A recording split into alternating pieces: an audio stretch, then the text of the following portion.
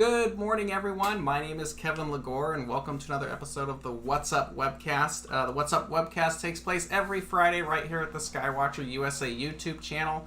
We cover everything from what's up in the nighttime sky to equipment to helpful tips and tricks for observing and imaging. And then, of course, the last Friday of the month, we have a special guest on to come hang out with us. And, of course, it is that Friday.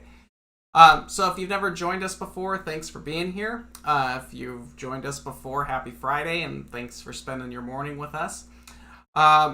So, like I said before, it is the last Friday of the month, which means we have a special guest here. And today we have Director of Lowell Observatory, Dr. Jeff Hall, who's joining us from Flagstaff, Arizona. We'll be talking about his interest in astronomy and, of course, the world-famous Lowell Observatory. And if you haven't been, make sure you get up there at some point, even if you're stopping by through Arizona. It's definitely a definite place that you need to stop and check out. So I'm going to bring Jeff on, and we're going to get started. So, good morning, Jeff. Thanks for being with us this morning. Morning, Kevin. How are you? Nice to be here.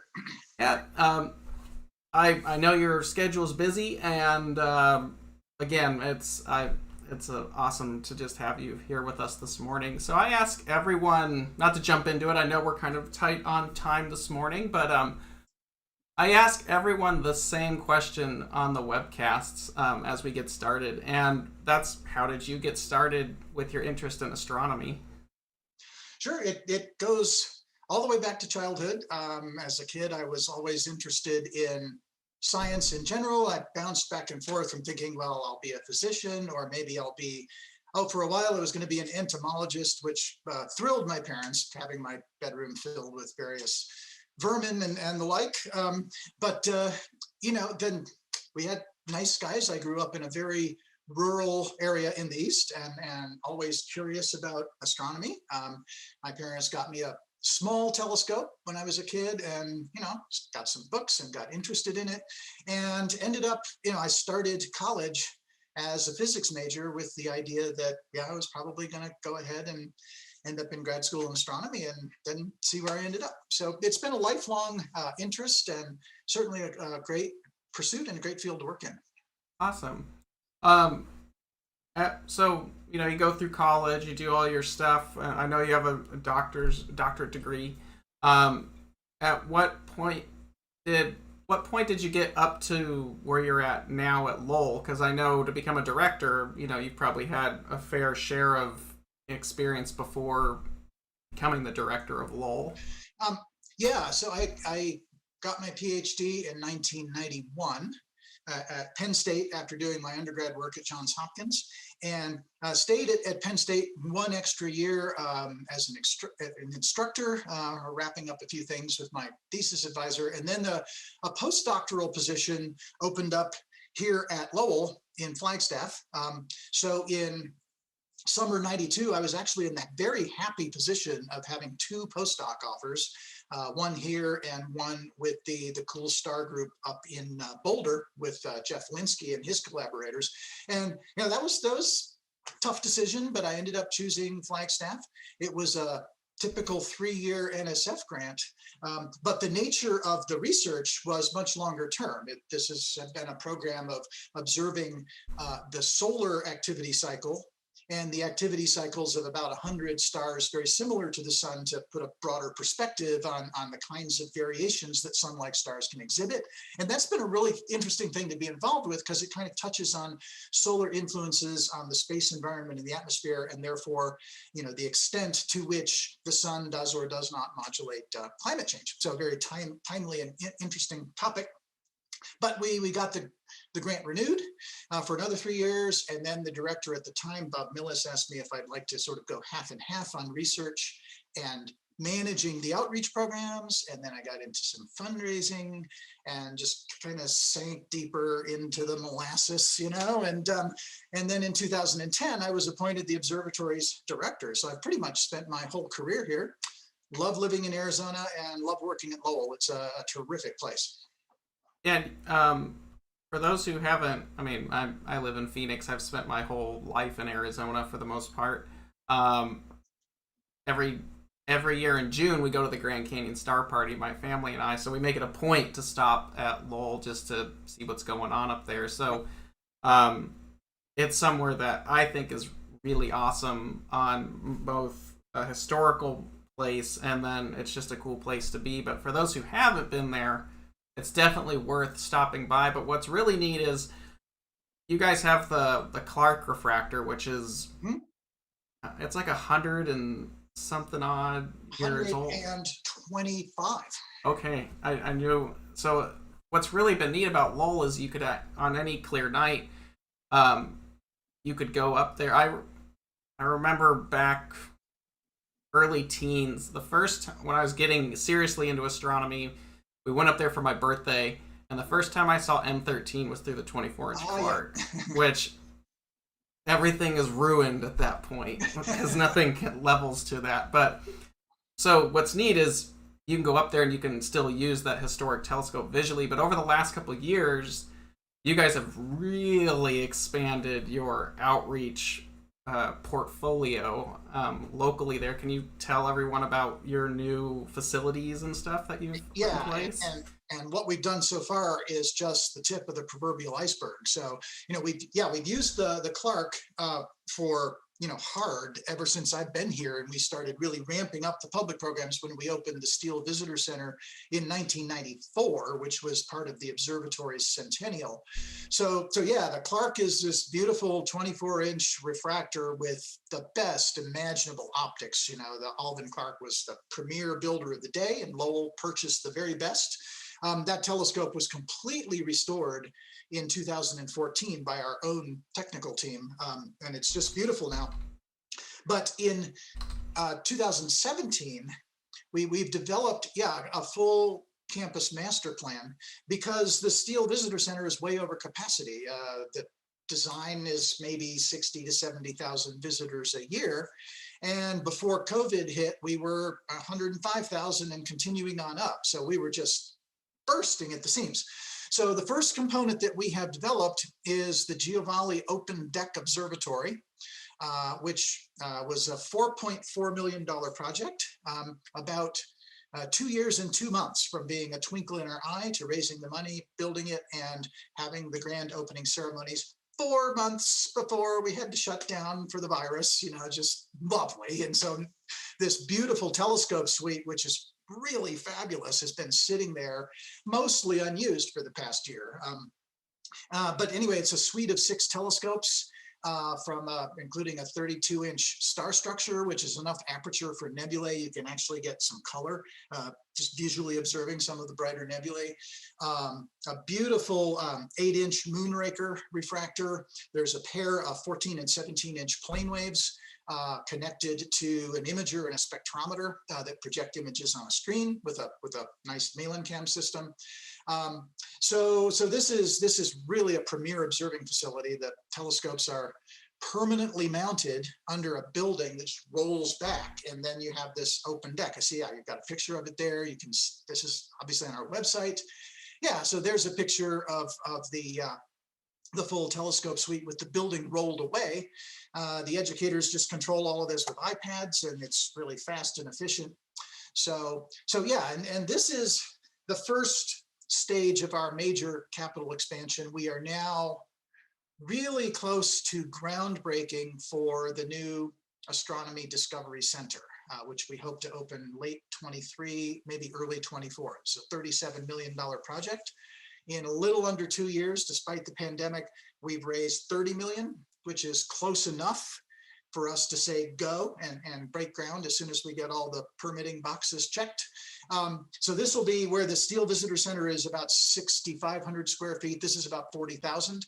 And some of the marquee components there will be an immersive indoor theater. Instead of a full dome planetarium, we're going with sort of an IMAX on steroids with a 165-degree wraparound screen. And then for our planetarium, we will use Flagstaff's Dark Skies. And so part of the visitor experience is to go up on the roof to what we call the Dark Sky Planetarium, an open air 200-seat amphitheater. The seats are individually heatable so that everyone can, in Flagstaff's cooler climate, adjust the seats so your posterior is comfortable and you can enjoy the enjoy the show, and we'll do live laser tours of the night sky from sort of 50 feet up, and nothing but just gorgeous horizon everywhere. So it's going to be a really cool facility, and the vision in our strategic plan is to be the premier astronomy education destination in the world, and that's what we're shooting for. That's awesome. I can't wait to see that, actually. Neither can we. We're chomping at the bit here. I know someone was asking really quick, and since we're kind of talking about the public viewing and stuff like that, are you guys still open with the whole COVID situation, or how's that working? Yep. You can go to our website and look at our phased reopening plan. We have phases 1, 2, 3. It's kind of lined up with CDC. We've really tried to follow the science and make very data-driven decisions as we've gone along. And we were the first attraction in Flagstaff to close last March, and we made that decision by just doing the math and looking at our normal spring break crowds. And even at that point, it was clear we had a pretty significant chance of having infected people on the hill. So the data told us to shut down, and we did. Last August, we reopened in very limited fashion, and with very high-end programs. We've never really tried those kinds of much higher personalized kind of pricey things before. It had always just been general admission, but despite a fairly lofty price point, they sold out. It pained me a little bit because there are lots of folks where that's just not affordable, and I'm really glad now that we've moved into our phase 2, and so we're doing many more guided tours at much lower price point. And just yesterday I was talking with the outreach supervisors about projecting when we might go to our phase 3A, and that's when we'll start reopening the general admission. And at that point, what we will probably do is just reopen it, but keep indoor occupancies limited for now until the immunity level gets a little bit higher than it is. I track it daily, and I think we're sitting around 55%, at least partially immune in Arizona when you add everybody who's been vaccinated, as well as everybody who's had it and built up natural immunity. So let that get a little higher, let the staff have some comfort with the programs, and maybe later this summer we'll start getting really back to normal and see those telescopes at the Godo in regular use once more. Awesome. Well, I can't wait to get back up there and see the facilities and stuff like that. Look forward to seeing you. So I know there's Lowell, and you walk around the grounds and stuff like that. You've got the Godo deck. But you guys still do active research, but Lowell's kind of an interesting setup because there's obviously what's up on the hill, and if you guys don't know what you're talking about, it's Mars Hill in Flagstaff. You can see the 24-inch Clark Observatory from downtown Flagstaff. It's kind of the pendant of the entire town, I think.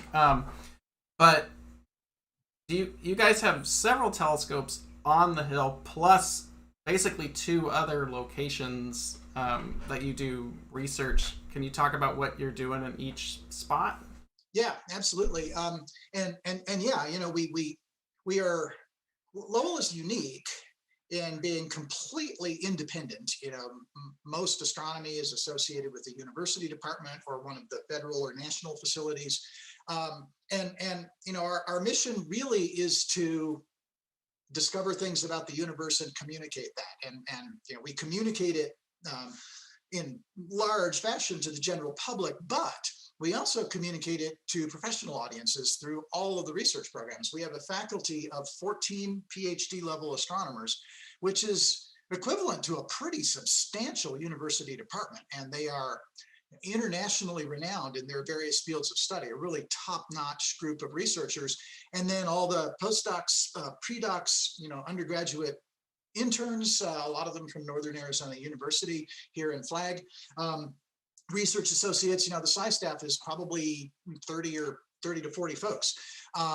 And so we maintain 2 dark sky research sites out of town. And one is at Anderson Mesa.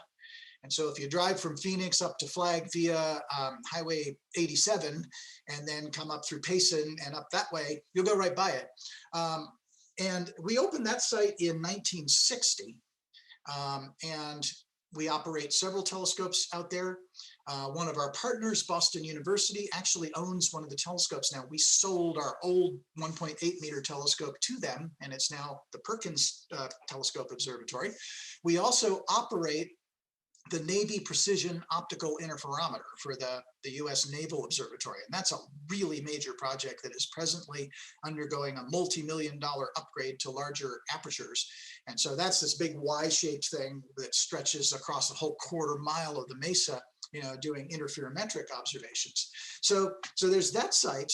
But then farther down Lake Mary Road, right next to the Happy Jack Ranger Station, is the 4.3 meter Lowell Discovery Telescope. And this has really been something that had been on the observatory's radar since I joined as a postdoc in '92.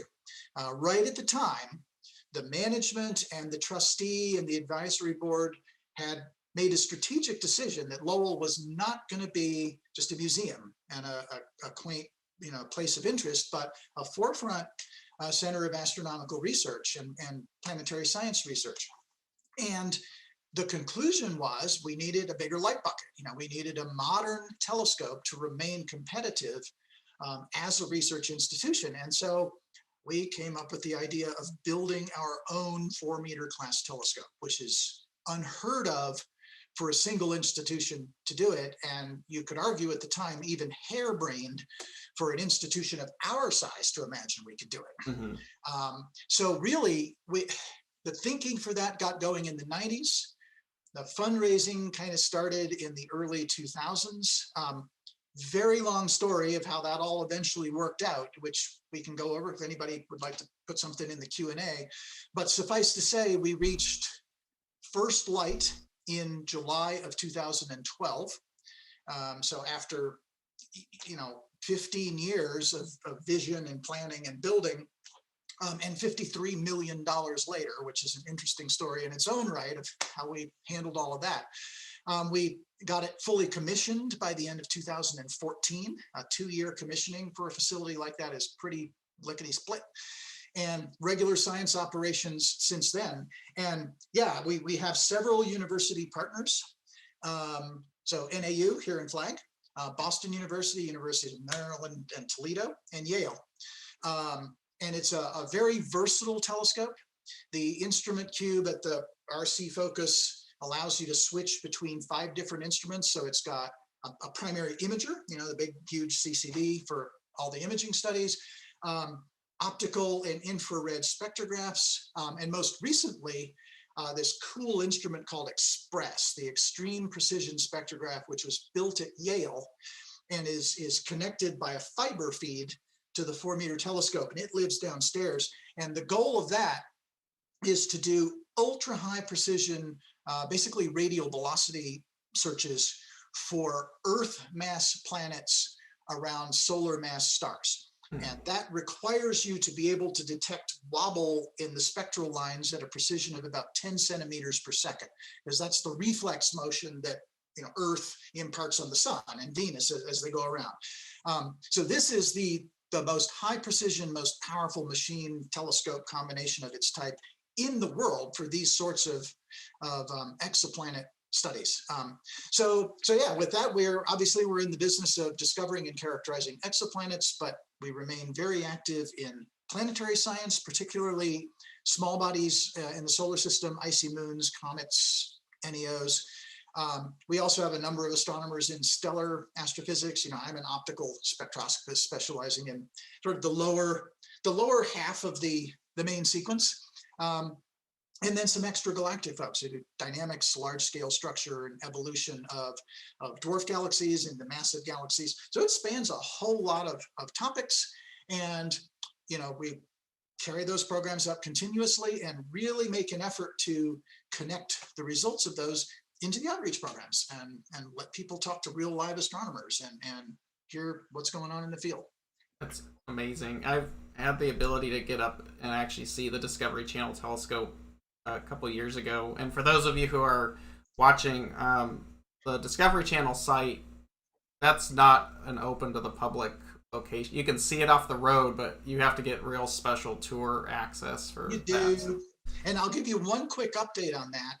Since you mentioned the name, and that's correct. Discovery Channel Telescope came because John Hendricks, who was the founder and former CEO of Discovery, is a member of our advisory board. And he kind of proposed the $10 million deal between Lowell and Discovery that got that initial infusion of cash into the project. We were kind of spinning our wheels until, all of a sudden somebody gives you 10 million, like, we can go, Yeah.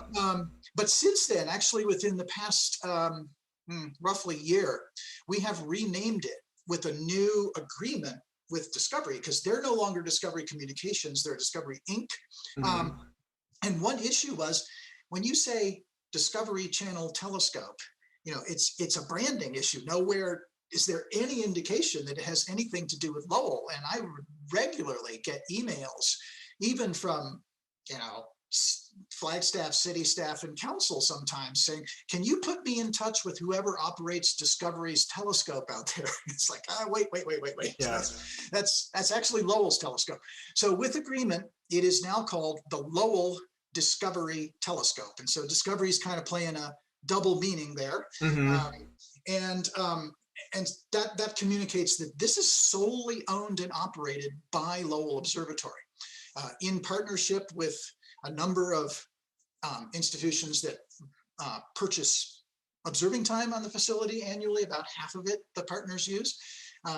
So yeah, and it is 4 meters is not gigantic by the standards of the largest aperture ground-based telescopes, of course, but 4 meters owned and operated solely by one nonprofit institution is pretty unusual, and it's a huge competitive advantage for our faculty and for our partners. Yeah, we have another guest who's going to be on in a couple months. He is observing for out at Whipple Observatory, and that's something we're actually going to talk about. Is I think a lot of people think, oh, it's an 8.4 meter, it's owned by blah blah blah blah. It's like these telescopes are so expensive that they have to be joint, things. So that's what and if you ever see a photo or actually get to go to the Discovery telescope, it's a crazy machine. And the fact that you guys basically, that's yours is, it's yes. One thing for like a school to be like, oh, we have a 1 meter or we have a 60 inch, but for you to have a 4.3 meter, it's like, that's pretty top cool. Tier. So. And, before we got the instrument suite completely built out, because there's 5 ports on the instrument cube, there were occasionally open ports, and from time to time for our high-level donors, we put an eyepiece on it and looked through a 4 meter telescope, and man, the nebulae are amazing, because you can just almost see the color coming through the eyepiece. If you ever do that again, I will be on the list for that. So yeah, okay. Well, cool. So yeah, if you want to learn more about the Lowell Discovery Telescope, which I always thought that was weird that Lowell wasn't more part of it. So I like that it's been changed for that. So someone wanted to know, while we're still talking about the Discovery Telescope, what's the focal length of that telescope? Do you know? So yeah, at prime focus, it's about, at the Ritchie-Creation focus, it's about f6. Okay. It is also configurable for prime focus observations. The top end with the secondary mirror is actually removable. And at that point, it would be about f2. And one of the original thoughts was you could put a giant prime focus camera up there for very wide field surveys of NEOs or whatever you want to do. And this is something that Lowell has long done, such as like scanning the universe for a new planet. The problem was, that camera alone would have been another $20 million.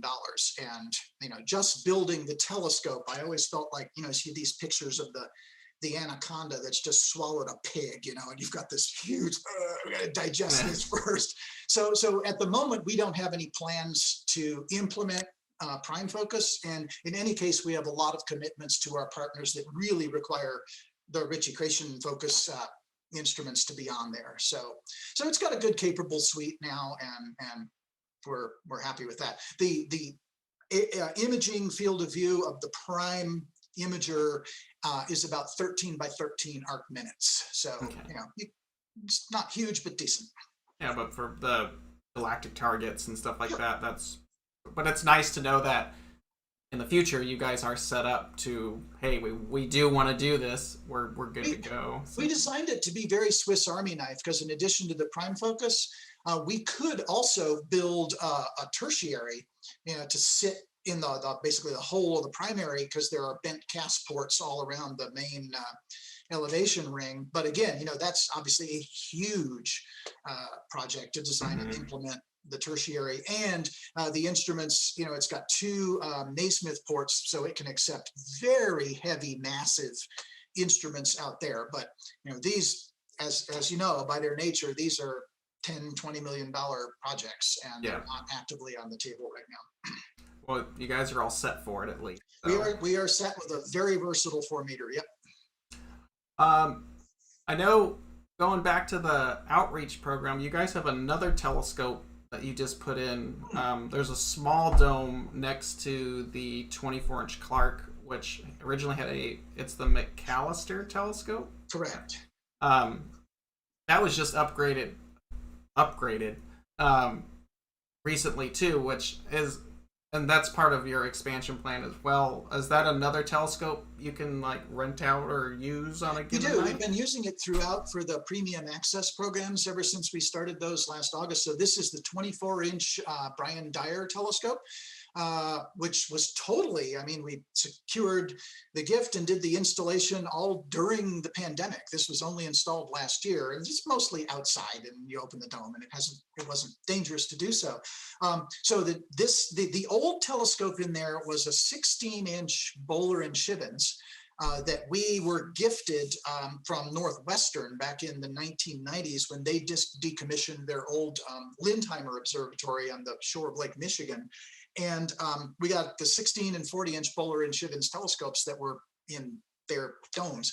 That was really not an optimal telescope for eyepiece viewing. It's a very long, I think it's about f/16, so there's not much of a field of view, and the image quality was not great. It was very old, but we did have a nice dome up there, so we moved out the 16-inch and replaced it with a 24-inch plane wave, which nicely complements the 14 and 17-inch plane waves up at the Godo. And we're upgrading the Navy interferometer with 3 and possibly 6 1-meter plane waves. I'm practically thinking I should call it plane wave at this point and ask for bulk rate or something. Yeah.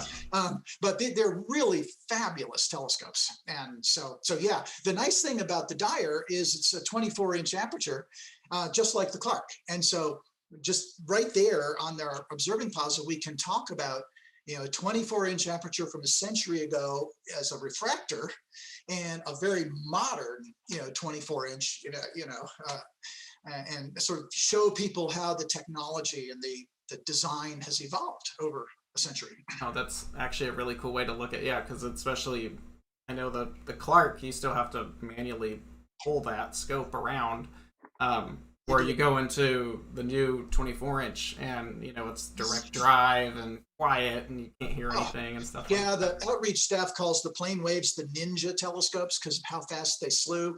And although I will say, since the Clark has been restored, it's this 6-ton telescope. I love showing people this. You can go in there and push it with a finger, and it just moves, and it's beautiful. Is there anything cool about Lowell that most people don't know about, that you like telling people, like here's this cool tidbit that you might not actually know, or something like that from Lowell? Well, everything about Lowell is cool, of course, but we've covered a lot of them. Just a lot of people don't know about our very own 4-meter telescope, partly because it's kind of been obscured by its name for several years. But the fact that building that telescope was an existential risk for the observatory. And this is certainly one tidbit: is we are nothing if not not risk averse. If that telescope had failed in a fundamental way, the financial exposure was so great. I don't see how we could have survived. And even as it was, we had to leverage $20 million in debt against our endowment to finish that thing. And we have since retired all of that debt. We're still like, all nonprofits kind of live on the financial edge, and we are still under tremendous strain. Having our outreach programs shut down for 15 months is $3 million a year out of the operating budget, and that has not helped. But we're still flying, and we've completely retired the LDT debt.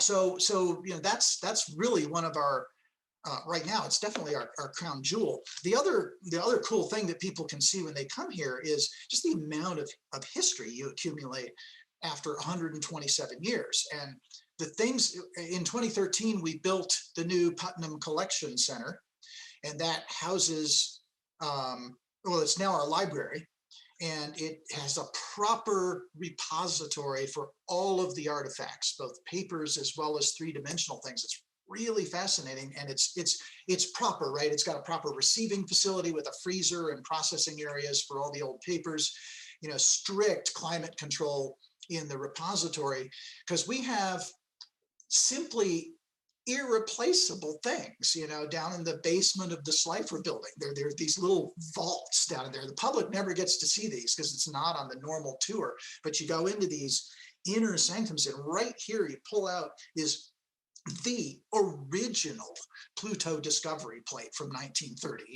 You can't insure that. It's an irreplaceable treasure of discovery.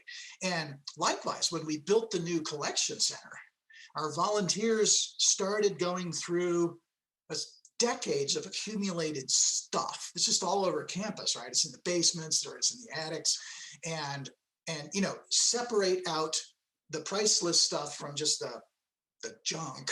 And one of our volunteers was going through and found this old acidy folder and opened it up, and there's this yellowed piece of paper in it, and it was the disembodied last page of Percival Lowell's final night alive.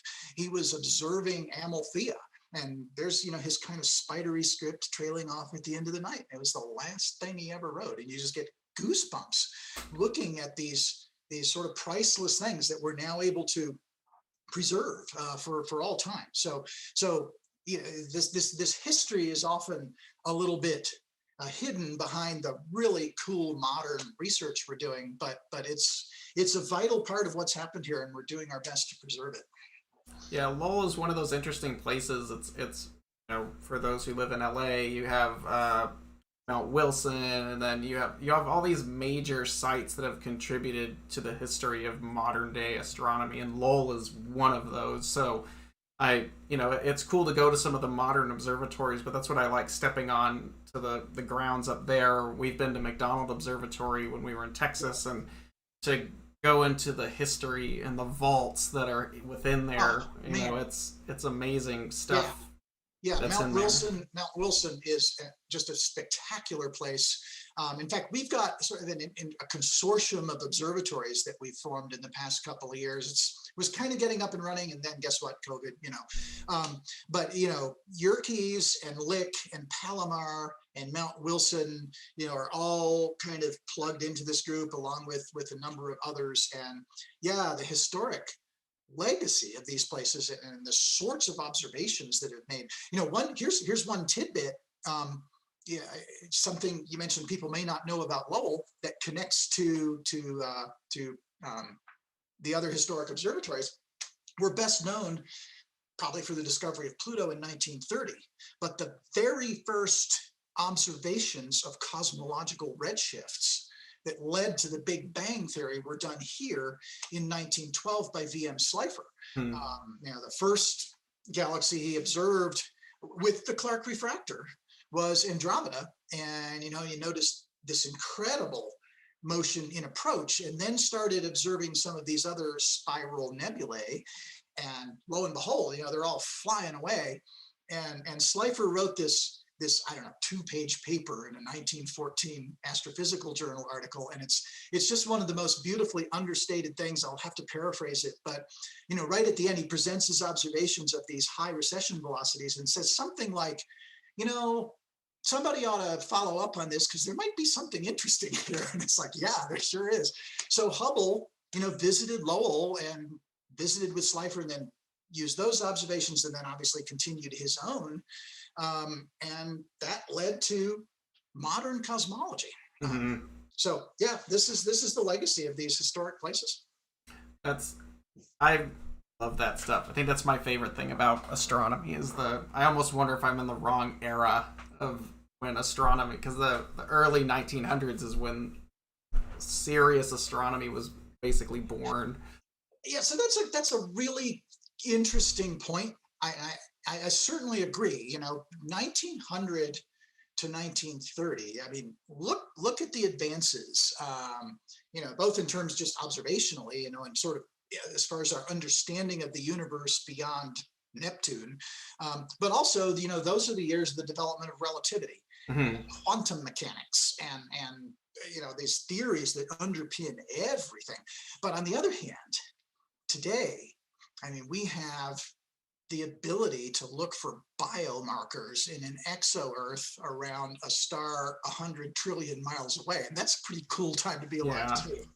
It's all these different things and then you wonder, okay, there's the early 1900s, there's modern day, and then you have to think, I'm sure it's someone in your position too, where we're going to be the next stepping stone, whatever is unearthed now will, it's just crazy to think where you're going at that point. I know. I love going to schools and, I'm talking to a high school class or something about astronomy or whatever, and point out, guys, when I was your age, right, we had no email, no internet, no cell phone, no World Wide Web, nothing. And of course, they're looking at me like I'm a triceratops or something. And yet that was, at least to my increasingly fossilized brain, that wasn't that long ago. And trying to imagine what these kids and their kids are going to have access to and the kind of technology they'll be using in 2050. I hope I'm still around to see it, because I bet we can't even imagine. We'll look at the processing capabilities and communications capabilities we have today, and it'll be like, good grief, how did we ever survive? Yeah. Just so you guys know, Jeff's got a schedule. He's got something else going on here shortly, so this episode's gonna be a little shorter. There's some things I want to tell you guys about even after I have to let Jeff go, but we're about at that 10-minute mark, so if you guys have Q&A questions, now would be the time to do it. I know there's a couple in there, so we'll start with those, but if you've got them, now's the time to type those out. This one's actually really interesting for your specialty. Hi, Dr. Jeff. Do you have an opinion on the solar abundance question regarding the sun's metallicity? The sun doesn't have a particularly extraordinary metallicity. When we look at the nearest solar analogs, we find that the sun is a little bit deficient in certain molecular or atomic species. It's also unusually sedate in terms of its overall variability, and whether those are connected is not entirely clear.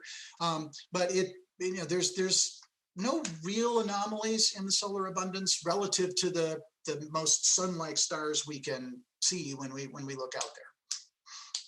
Awesome. I had a question for you. It slipped my mind, unfortunately. So it'll come back to me, I'm sure, as other people type in here real quickly. Where do you see Lowell's next big step? Like, I know Discovery was one, and now we're just starting to take advantage of that, and now you've got the new outreach stuff. But is there like a grand final vision for where you guys plan to go, even after the new outreach center is done? Yeah, that's certainly going to postdate my tenure. Yeah.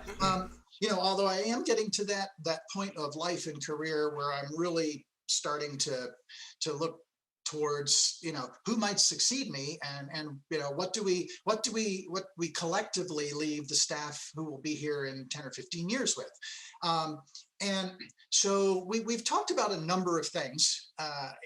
There's certainly the possibility of being involved in space missions at some level. Eventually we will need to design and build the second generation of instruments for the Lowell Discovery Telescope. That's a huge undertaking that is years of planning just to decide what you need. Building the telescope has enormously expanded the observatory. Mm-hmm. I remember working on the budgets, no more than 8 or 9 years ago, and putting together our, $5.5 million operating budget. This year it's 14.5. Mm-hmm. And instead of 50 employees, we've got about 130. So this has been a time of radical transformation for the observatory. And what we're hoping, once the big telescope is working really smoothly. The Astronomy Discovery Center has multiple motivations. Obviously it's mission driven. We want to be able to deliver the best possible programs to all the people who can't fit into our current center just because there's too much interest and too much demand. But there's also a business model in it. With increased attendance, there is greatly increased earned income to the observatory that we will turn right back into the science mission. And so, I can foresee an expansion of the faculty and their, the suite of things we do. We try to give our faculty a scientific blank check to pursue whatever interests them. So I would hope to see a real scientific golden age blossoming here with these expanded capabilities and the incredible observing assets that we have. So so whenever I step down, that's kind of what you want to leave your successor with a nice stable situation that they can then run with. Awesome. Well, I certainly look forward to see where Lowell's going. I'm already excited to see the new outreach center in the next couple of years, because I've been to the current one, which is nice, but I know that what the new one's gonna be is gonna be ridiculous. Whole new horizon here. Yep. For those who don't know, you can actually, I've done it a couple times, and I know right now you might be doing it. You can rent time visually on the 24-inch Clark still, can't you? I think it's on Sunday night evenings. Yeah, we have when we've been running those private programs for quite some time, and really the premium access programs that we started doing last August in just the early phase 1 of our reopening after the big summer wave of cases in Arizona went down. That's just kind of an expansion of these private programs. And since they are, private, exclusive, very small group, direct interaction throughout with the educator, they are pricier, but they're a neat experience for groups of up to about 10. Yeah. No, the couple times I've been able to view privately on the Clark. I mean, it's nice when you go up there, but generally it can get pretty busy, and you're in line. You get one target on the yacht, so it's kind of cool to go up there with just a small group and see half a dozen targets, or go with a list. I know we've seen. And that's where the open deck observatory has really changed that equation, because instead of one humongous line at the Clark, there's still a line, but now we've got these 6 other telescopes permanently mounted, and they all track. And so not only are they really outstanding to view through, but it's really efficient because the educators don't have to stop and repoint them. The control is much better, and so the lines just move faster, and it's a much better experience for the guests. And then lastly, if anybody's local and they want to get involved with Lowell, do you do volunteer work there, or how would someone find out about getting involved with Lowell?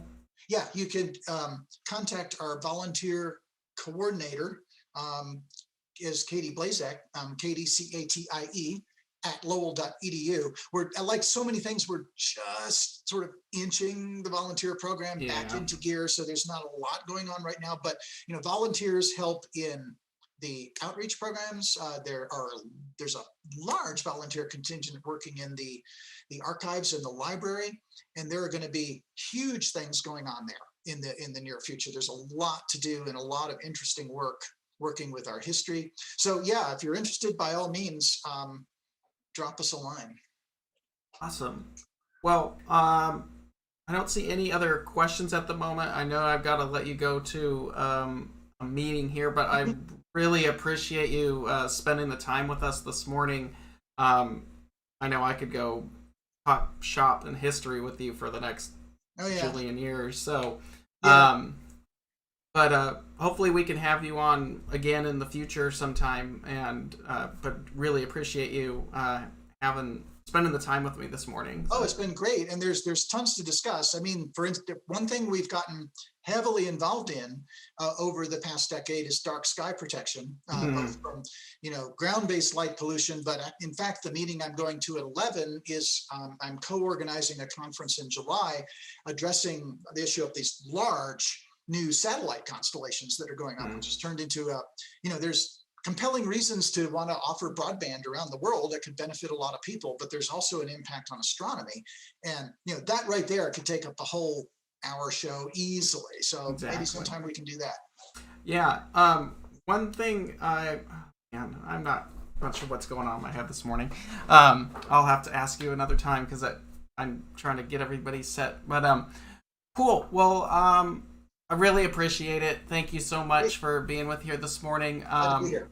And hopefully we'll actually be able to see you in person sometime soon too. So hopefully we can see you and lots of the other viewers really soon as we get reopened and things really are getting better, and it's just great to see the world starting to come out of this. So. Yeah.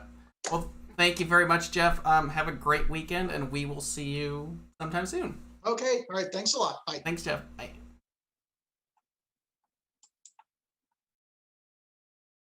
All right, guys. Like I said, I had to let Jeff go early, and he had another meeting to get to, which actually sounds rather interesting. But before we shut everything down, we are getting ready for a whole new set of episodes coming up.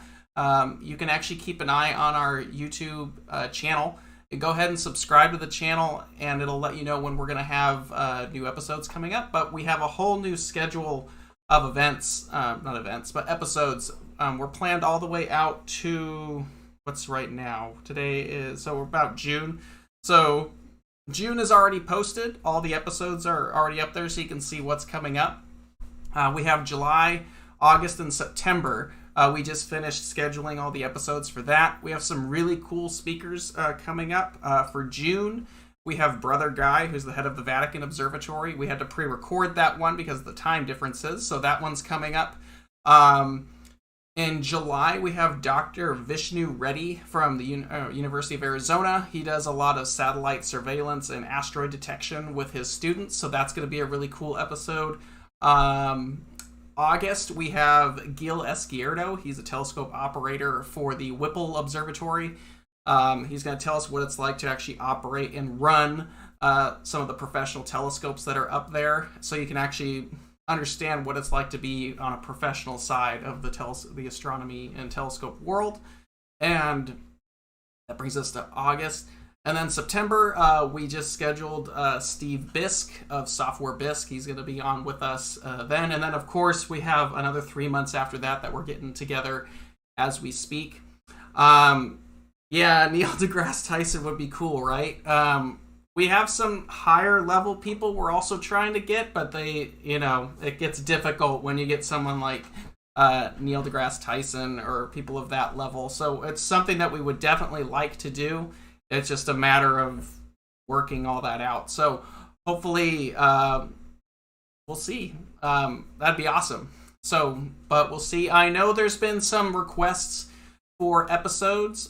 We have an episode coming up where we're actually going to talk about SkyX, the imaging software for Software Bisk.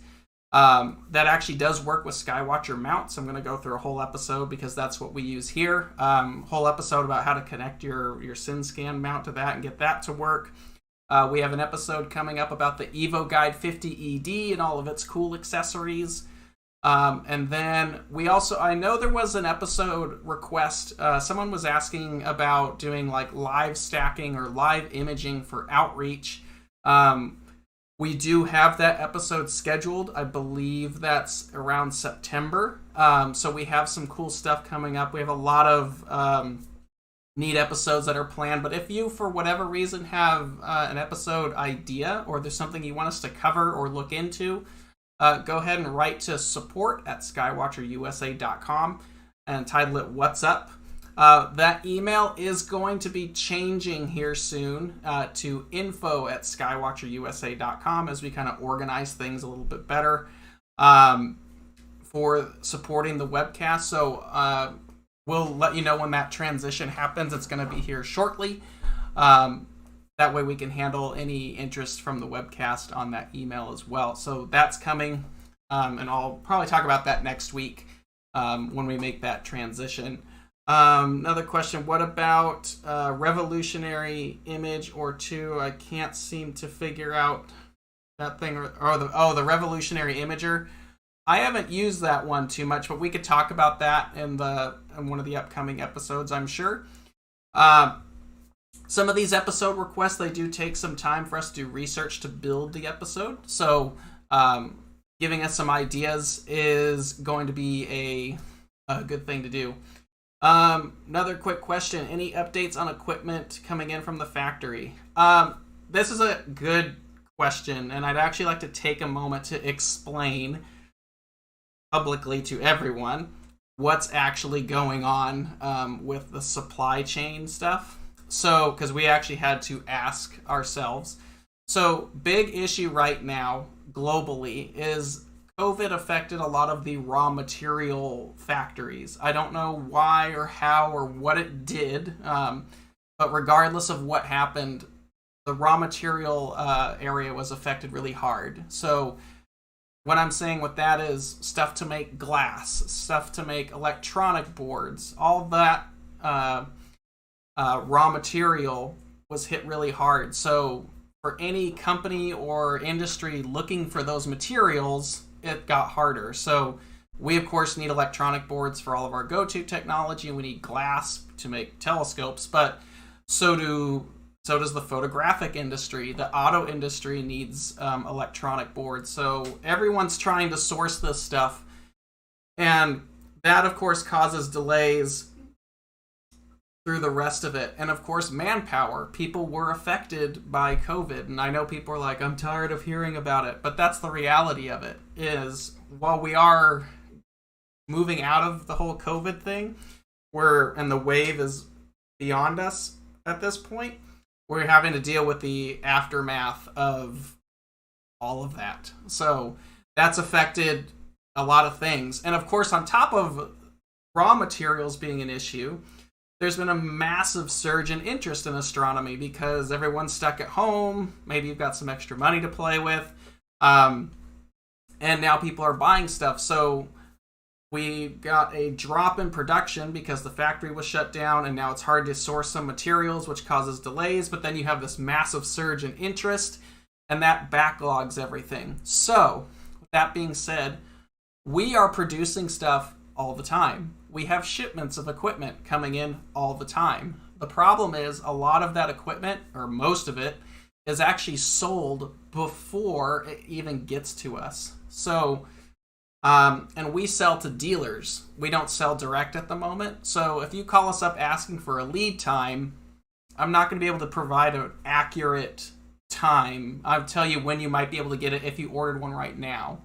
However, the dealers, all of our major dealers who you can see on our website, are constantly buying equipment and placing orders for inventory. They just tend to sell that inventory before it even gets to them. But you might have to check around with some of the dealers when they're expecting their next shipment, because odds are you can probably get something in the next couple months. You just have to be patient and wait. And that's just kind of how the game's going to be for probably the next year or two. It just kind of threw everything for a loop. So as long as you're patient and you're willing to just hang out and wait for your stuff, you'll get it.